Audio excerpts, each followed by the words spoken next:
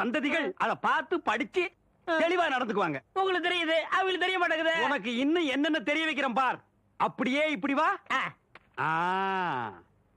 ஐயோ, என் பழத்துக்கு எவனும் பதில் சொல்ல மாட்டேங்கிறாங்களே. இனிமே ஏதாவது எடக்கு புடக்கா பேசி ஜனங்களோட வந்த மகனை சுடுபொட்டியை வச்சு தோலை வெள்ளையாக்கிடுவேன். யாரு தெய்வானியா? என்ன மணி இவ்வளவு குச்சி ஓடியார? என் தங்கச்சி படிச்சு போட்டு ஊர்ல இருந்து வரா. அட கொக்கமக்கா. அவ வரும்போது நான் கந்தலோட நின்னா பாவம் அக்கா கஷ்டப்படுதுன்னு நினைக்கும்ல. அதுக்கு தான் துவைக்க போட்ட துணில இருந்து ஒன்னு வாங்கிட்டு போலான்னு வந்தேன். ஏனமணி தங்கச்சியை படிக்க வைக்கிறேன்னு நினைச்சது சாதிச்சு புட்டியமணி.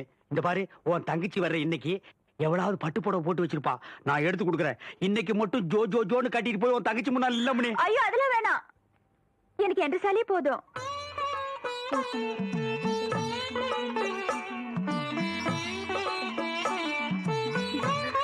அக்கா போதும்க்கா, இன்னும் ஊருக்குள்ளவே போல அதுக்குள்ள இப்படி போட்டு சுத்துறியே. படிச்சுட்டு பத்ம மாதிரி வந்திருக்க.